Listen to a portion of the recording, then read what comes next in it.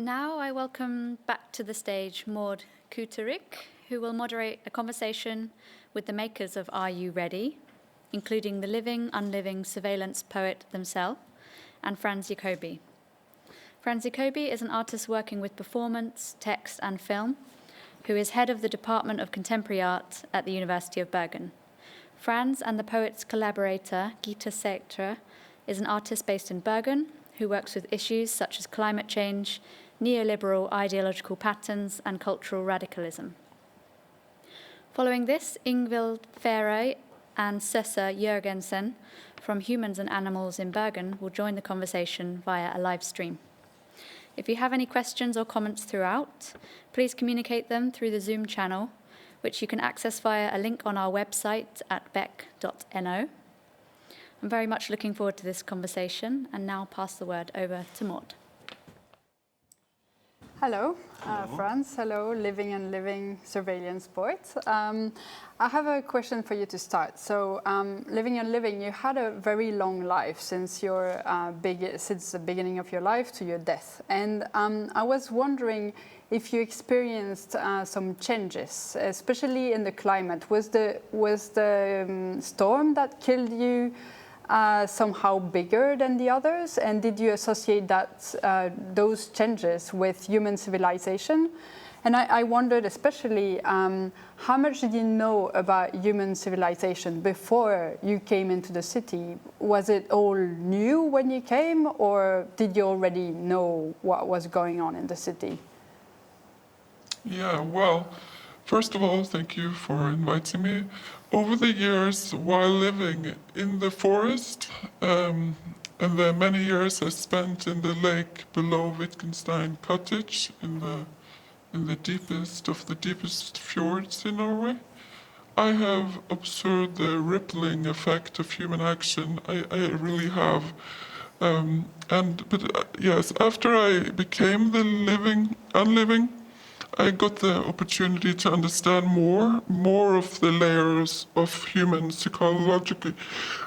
It's a very difficult word. I don't know.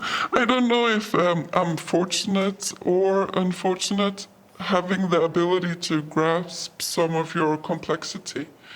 But what do you know about us? If you in this panel were interested, you could have, for example, look into my roots and you will find out a number of things about me. You could learn that I was born in the spring of 1920. You could learn about my conditions, how the weather has been, not only the physical weather, but also the lack of geopolitical care that can be measured. Yeah, it can. The acidity level during the Second World War was extremely high, and I remember well the changes of level when you defeated the communists. And again now in 2020, oh dear, the stress level in the forest has risen extremely over the last 10 years due to climate and environmental changes that you mentioned. We definitely see this, Yeah, a tree cannot move, you know. We are anchored to a specific geolocation, so we have to do what we can to protect ourselves. Just like you, I guess. From whatever is coming our way, we need to be prepared. Yeah. Yeah. Frans, when you guys took Living and Living from the lake where it was lying, what was your intention? Did you know that it was going to surveil us humans, and did you think of it as a kind of outsider, of an outside observer? Because as an outsider, it can have maybe like a bit more of a critical distance than we can have on our own civilization. So, what did you think that its role was going to be? I mean, when we started this journey, Gitte and I, we were somehow in confusion. Maybe we still are, but we were, as we say in the series, we were looking for something to guide us or to help us understand the world in a better way, because we had the feeling there's something we don't understand. We know it's there, but we can't grasp it somehow. And then, more or less by coincidence, we came upon this tree while driving around for something else. But there was something that somehow led us to that. And since we connected to this dead tree and took it out of the waters, it has been more of a dialogue. So things that has happened has been a dialogue between us and the living, unliving, as it calls itself now. They call themselves now. And so some of the things are, of course, things that we do on purpose, but other things most things are, in this narrative is things that develop in this dialogue between us and this tree. And for us, it's also a way of, it's a difficult language to explore.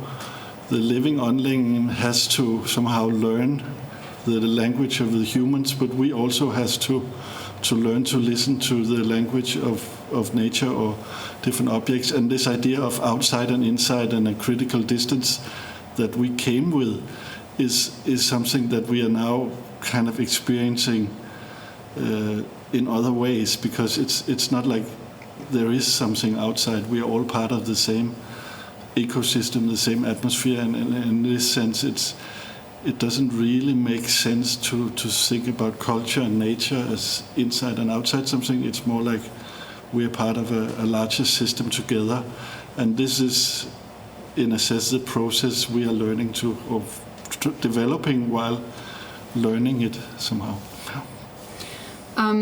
But so in the video itself, it seems that the living and living is a very different mode of communication than we have, and also a very different perception as well. Like, it perceives the world in black and white and only sees greens, whereas us humans see a bit more of a blurry thing. There are like very different play and perspective in the video. So how can we find a common ground in a way between our different ways of perceiving the world? And especially I wanted to ask living and living, what is your aim with surveilling as human? Do you want to warn your own community of something, or do you want to warn us of something, or do you want to teach us something? I'm not quite sure what is the relation of power and knowledge in this relation between you as a unliving living tree and us as a complex human society that you experience now. Yes, I had come to surveil. And you know what? It's quite magical what happens when you look at something. It changes by the gaze. You know, this phenomenon from people like David Bohm, who managed to put language onto it and explain the link between quantum physics and mysticism. Hope lays in a caring gaze. Of course, if you ask Gitte and Frans why I'm surveilling, they will say that I came to help them, but they are artists, quite self-obsessed. Sorry, but that's the way it is. We all need to be prepared for what is coming. Humans and the non-humans have the right to know what is going on. And we need to know if the future is going to be more polluted or less polluted. Are you trying to save the planet, or are you trying to sell it off and make some quick money before you take the black pill? How far are you able to go? I guess you, dear moderator, you have a headache too. No? We all have headaches. Human civilization, especially the Western, needs guidance. The West did one major mistake when their curiosity made them explore and exploit. At this crucial point, you have to unlearn the act of listening to the swell luscious of possible ways to be in the world. And that's one of the reasons I think I'm on this stage right now. But so how do we unlearn? Because you have this kind of relationship to, and you mentioned our archives, and you seem to have a kind of I don't know, cartoonish perception of our history in a way. So I wonder, how can we find the changes that you want us to find? Can we find them in history? Can we find them in the way that we see our archives? Or Or are you, or Frans, is your art willing to build an archive as well in a way through a different perspective? I think that in thinking about the idea of archive, there's two things. Of course, art is in itself an archive. If we do an artwork, it is something that stays in history at least for a while. And in a sense, people in 5 years or 10 years can go back to this and maybe gather some thoughts out of an artwork. We use art history in that sense. But I think also the way the living, unliving, just before we're talking about, if you think about the year rings of a tree, it's and the photosynthesis, it's already also an archive that in a sense, from a normal human perspective, it looks a bit magical that the light coming from the sun hitting the molecules of the tree somehow creates a photosynthesis that creates an archive of events going on at that time. So there's something in that, thinking about archives like that. And so how can we? Because I can see how in the film that you've shown there is a transition from the beginning when you find the tree to where you go explore the forest around your house. How can we achieve this connection with that the tree is with its roots and the connection with the light? Is there something to say about the moon? Why is Living and Living only talking to its community when it's full moon? Is there something about the light there? I think for us, when we are creating this narrative, one big element is to, if we go back to Wittgenstein, he was very interested in language, but he was also very interested in the limits of language, and he acknowledged somehow that there's something in the world that is outside of language. And for us, speaking to a tree is also an exercise that is kind of making our senses larger, trusting our sensual system.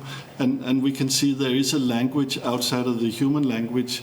The nature and the trees and the stones has a language, and it's already existing for us. It's more a process of learning to listen and to sense, using our senses to be aware of what is going on.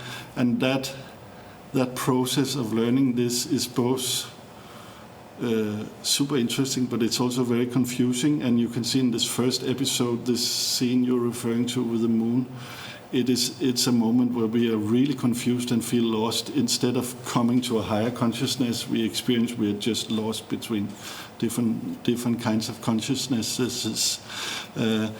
But we were also interested in the moon, because the moon is, when we live inside a big city, the moon is one of the last elements of nature that we really feel strongly. We can feel the gravity on full moon. And you have the whole idea of astrology, and the moon is one of the most powerful elements in nature that is still influencing us. So that was why we were interested in the moon as an object or dialogue. So it's not only through psychedelic drugs that we can get in touch with nature. It's also by inviting nature into the city in a way, or getting in touch with it a bit better. I think it's just of trusting our sensual experiences, opening up our senses. Nature and the things we call nature is already speaking a language. It's already very active. It's already part of the ecosystem we're part of. And I think the process for the humans is to be able to actually trust the experiences we get from that, to listen to things, to sense things and trust the senses in a higher degree. And I think this is something which has, for Gitta and me, in our little microcosm, been super interesting. Just the living together with this tree on a daily basis forces us to kind of very small daily details which just have to do, what did I actually say there? Maybe that is wrong. Or we experience this process of learning or unlearning things constantly. But so, living and living, when you came in the city the first time, and the first thing that you seem to see is Odda and this very industrial area. But it is also surrounded by nature. So how did you... So I'm wondering really, when you came here the first time, so on the first night, 12 days ago, maybe almost, you seemed to be kind of celebratory about Bergen Commune, and you were very singing and joyful. And now you seem a bit more pessimistic. Has something happened between these days, or was it only ironic? No. It was not ironic. No. Sorry, were you finished asking the question? I was wondering if you, what was it that you liked about Bergen Commune when you came? Because in the video we see quite a lot of industrial area and not very much the nature in the city. So maybe you could feel very lonely, and you seem to say that humans are arrogant. So what is it that you liked about our civilization and our society? Well, every day is different, and the moon effect was different every day. And I came to Bergen, it's more than 12 days ago, so the video, the first episode we just saw, it's going back in the beginning of the 2020. So the performance I had was after getting to know the city of Bergen, and I really do like the city. It has a perfect size, it's not too big. People has the chance to influence it. Everybody can come and we can achieve and participate. It's surprising that it's not that more is taking advantage of this. Everybody can become a politician, even a prime minister. But anyways, my change of moods, well, it changes all the time. Doesn't change for you? Yeah, I guess. I guess it always changes.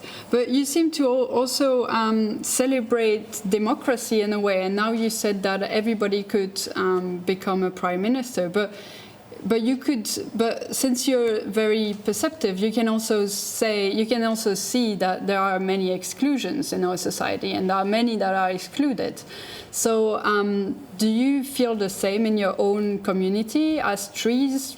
Are there trees that are excluded? And how do you relate to those exclusions? Yes. Yeah, I mean, it's democracy, and let's come back to democracy and start with the forest, because I do miss the forest. Of course, we have trees that faint away and die. But we do try and help. If a tree doesn't have much sun for some time during the cycles of the light during the year, because we are in Norway, so the sun is very low at some point, we have the root system, we give nutrition, and that's what I kind of saw in Bergen Commune. But of course, maybe I'm too romantic here, but I think we should not be scared of banalities, and love is not something that we should be scared of. So, but the language is, within language you have possibilities, and then you also have the limits, right? So how are we going to dance between this? And then we have the moods swinging up and down. But anyways, democracy. The problem is greed, and how you distribute, equal distribution of clean water is so important, even for the forest. Housing, that's not a big problem in the forest, but you have a big problem with housing. Soil is a big problem for all of us. And then, dignity. What's happened to dignity? It's not happening. Yeah, I don't know. I can just go on and on. So you seem to have quite an intense relationship with the philosopher Wittgenstein.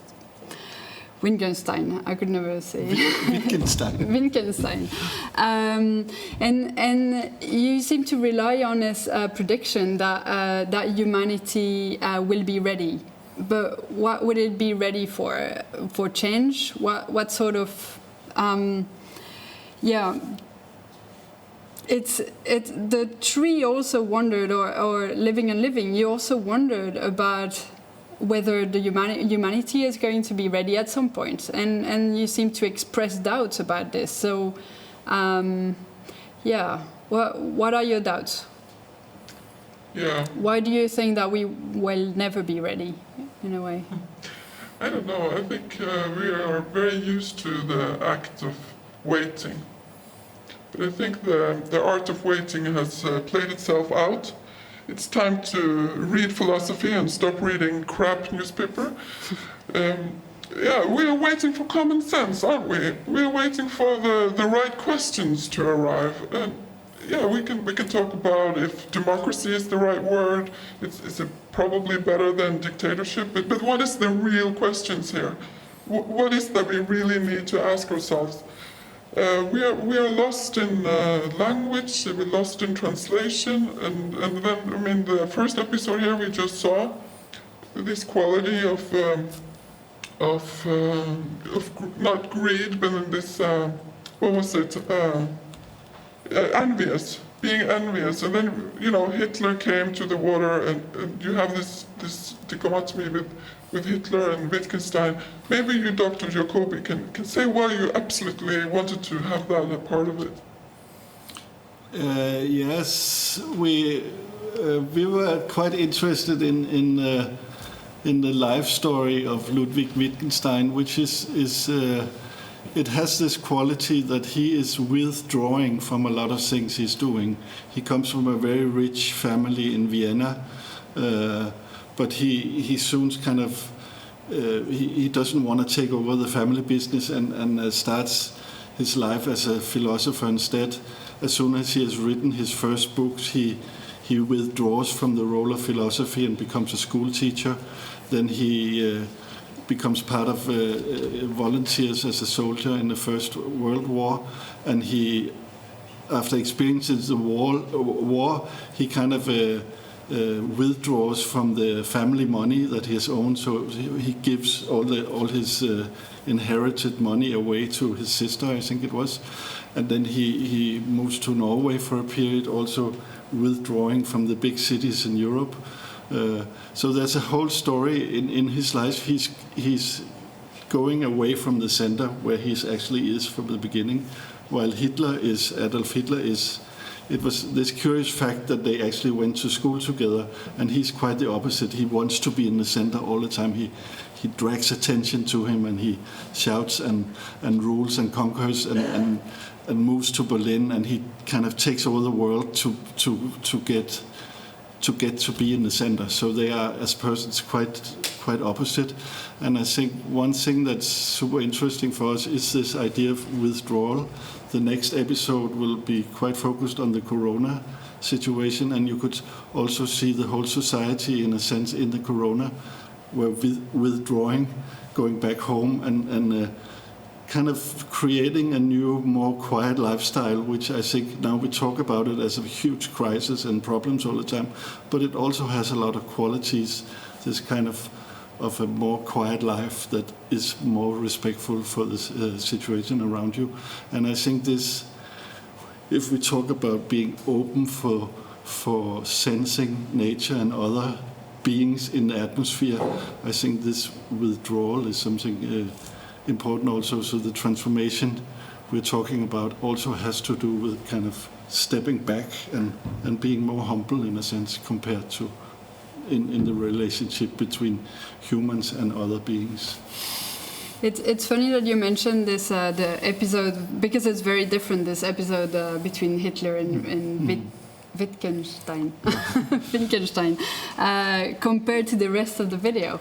And there is one similarity that I found between both of them, actually, between Hitler and the philosophers, that they both use language to convince, in a way.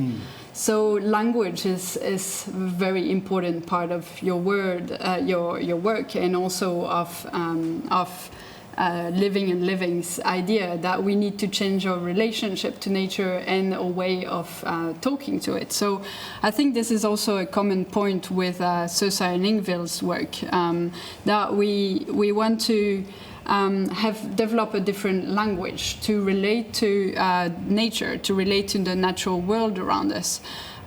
So what would you say that this common language could become? Because trees talk through their roots, we talk through vibration, but then the tree at the end of this video was also talking through vibrations. So is this vibration? And you also listen to sound, which are vibrations. So is it the common language that we have with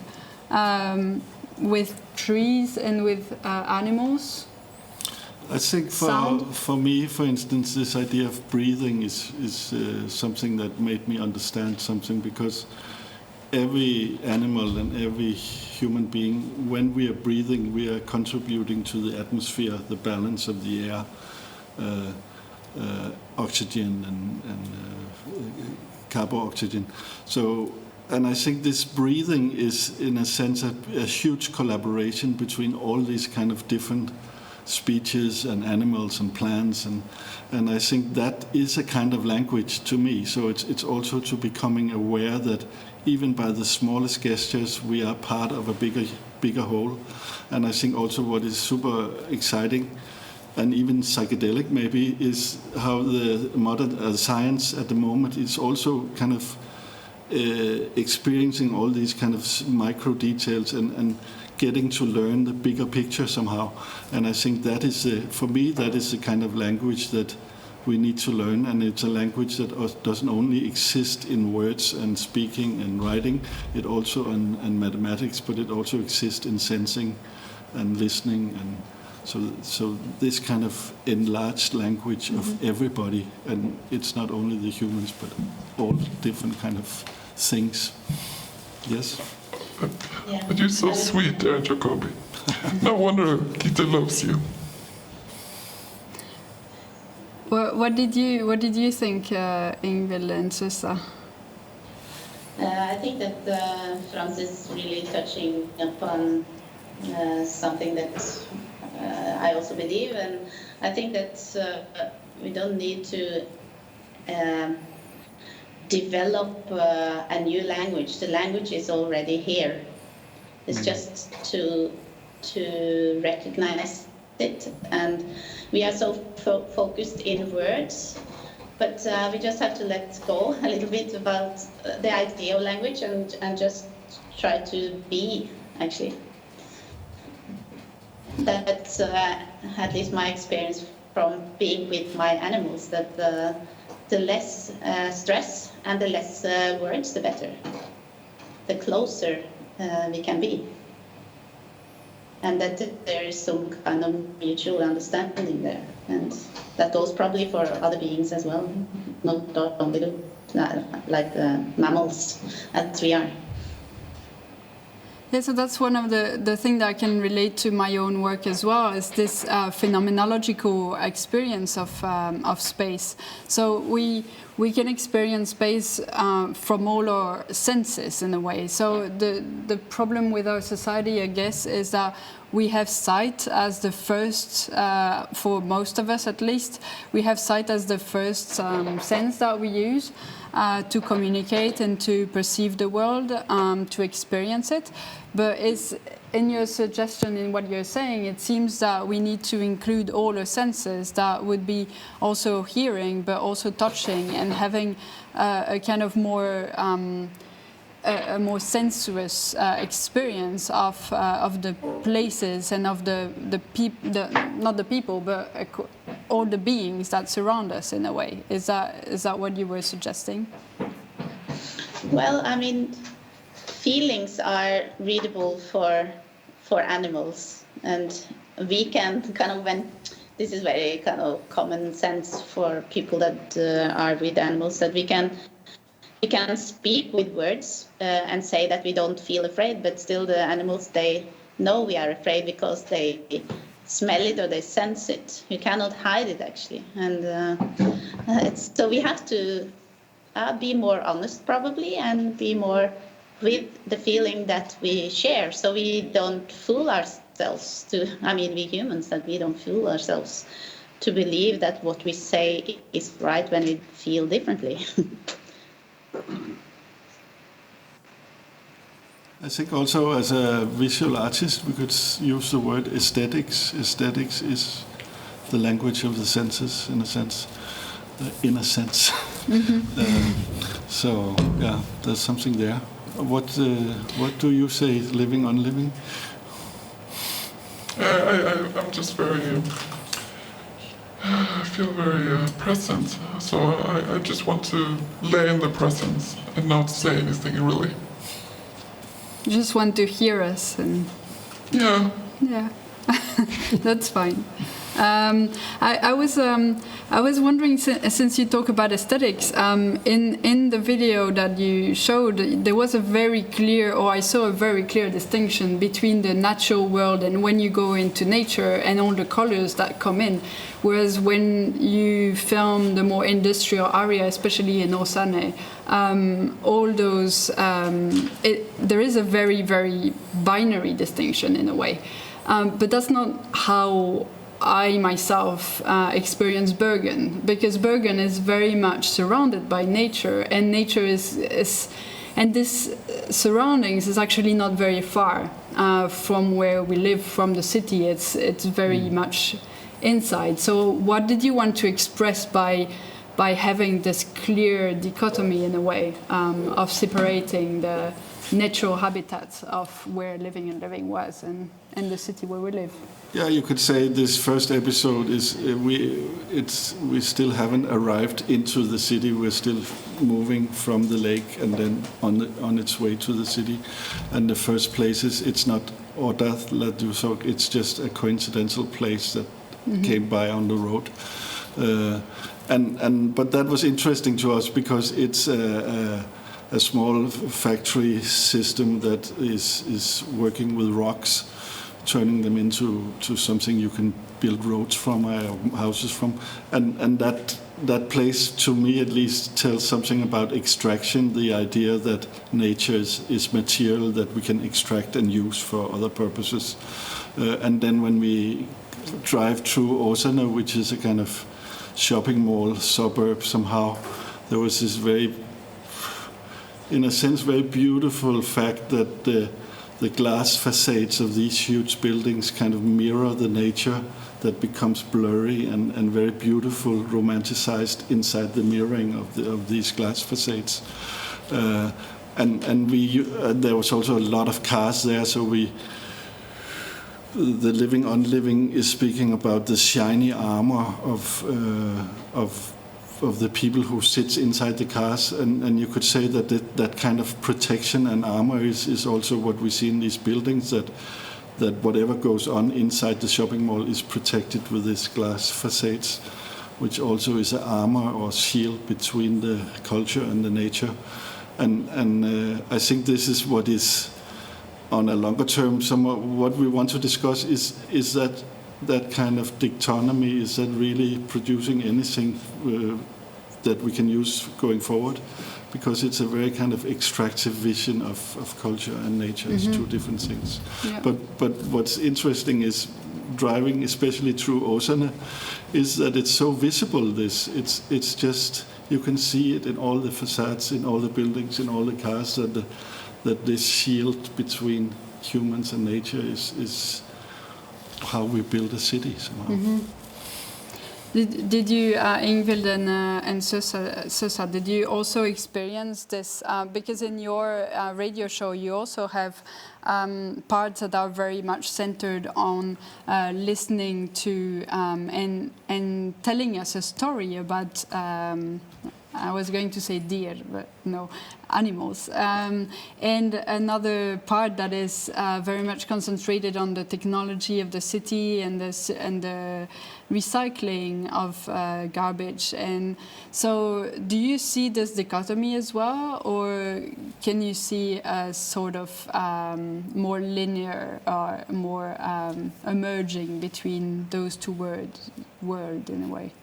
In your aesthetic, I mean, because you have this very much intimate sounding voice when you talk to animals. And when you talk about garbage or recycling or technology, it's a bit more factual and a bit more, a bit more clear. Or I don't know how to describe it with precise words right now.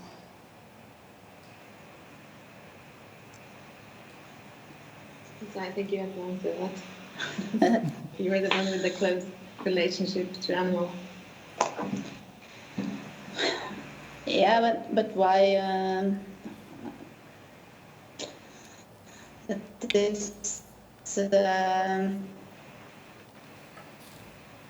this way of it's maybe about aesthetics, that we clean the environments and we kind of organize nature, like making the building blocks, that we think that we also need that kind of aesthetic to be maybe to be sound or something, and that what animals do is making a mess, like and also maybe nature is messy. We have a very strong kind of will to clean up nature, and well, I guess that animals, they don't have that need.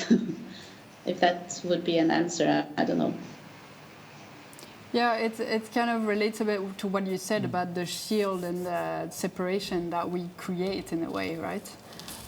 We have a question from the audience. Yes. The question is from Sitzel Christensen, and she writes that Bill Twist, who works to establish legal rights for nature in Latin America and around the world now, he mentions that he thinks that right of nature is an idea whose time has come. Do you, living, unliving, Frans and Gita, think that this is a time where we are ready to see things differently? And if so, why now? Did you follow that?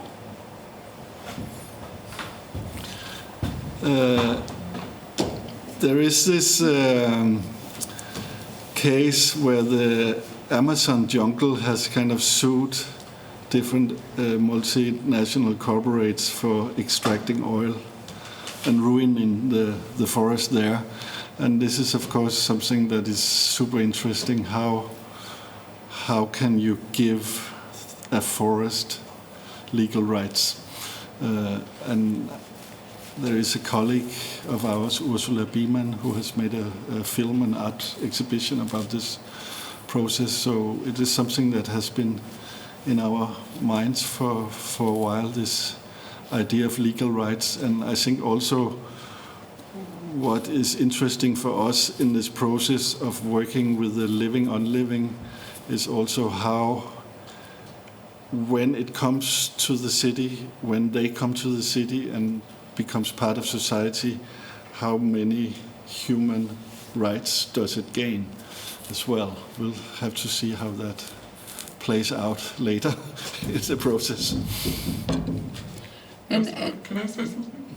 Yeah. Yeah, I think also that this fact that we all, more or less, I think, know that it's time to act. The climate is hitting us with bigger storms, right? So it's affecting our daily life. And on top of this awareness,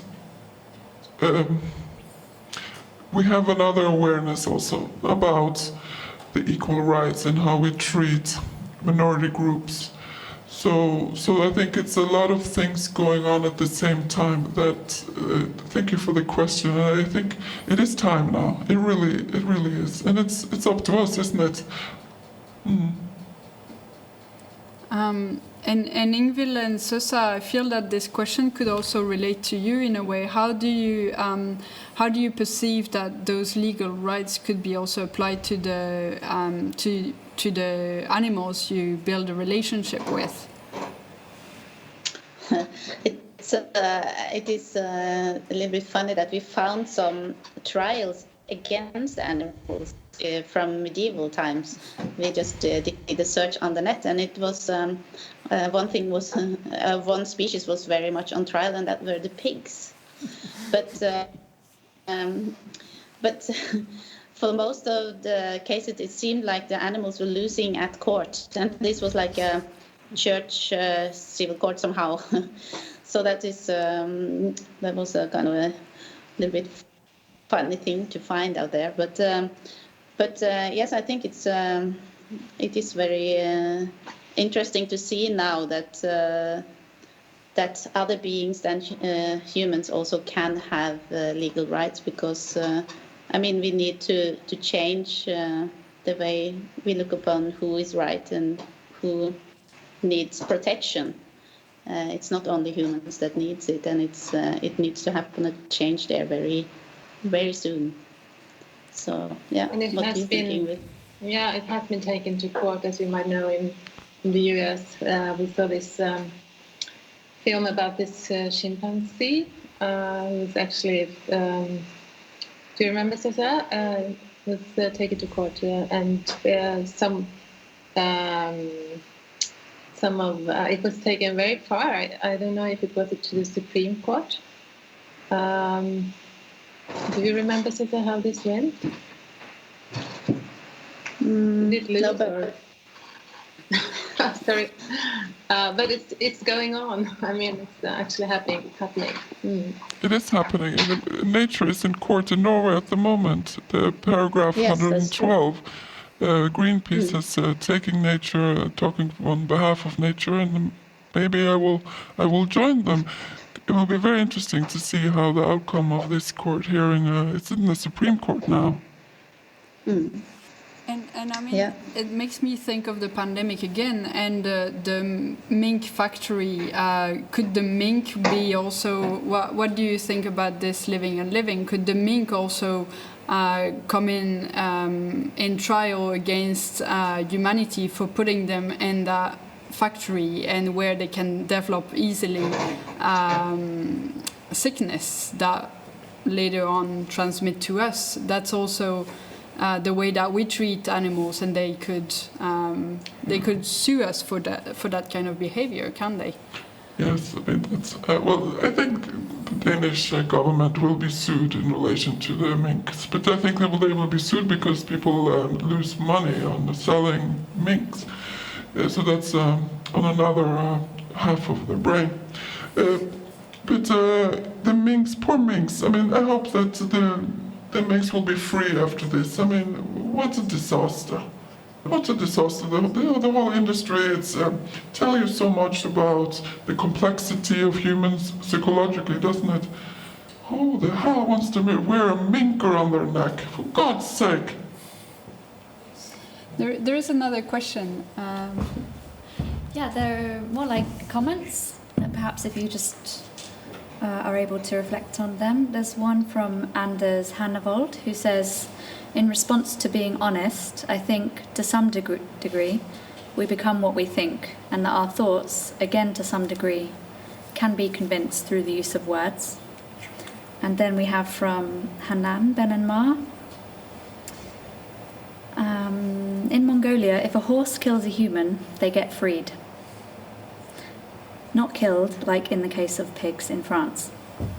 These are some snippets from conversations going on in the Zoom, so if you have any reflections around that, anyone.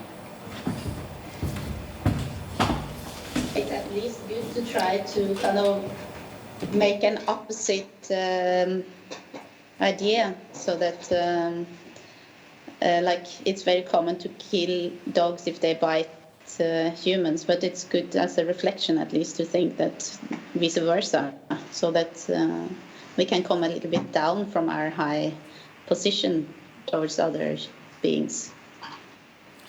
Yes, and then I think also the example from Mongolia is interesting in the sense that we can see that there are actually other cultures than the Western culture, capitalist culture. There are still very strong indigenous cultures who has different ideas about what is the world we are living in and who is part of it and who's not part of it.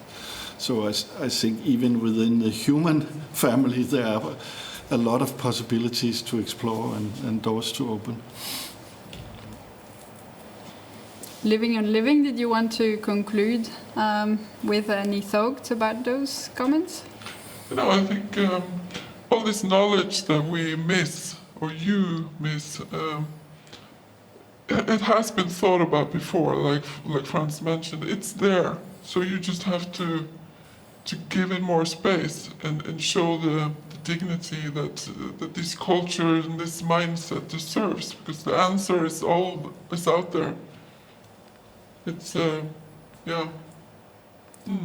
So I guess it's by listening more and by being more inclusive of other cultures and listening to them that we can maybe evolve towards a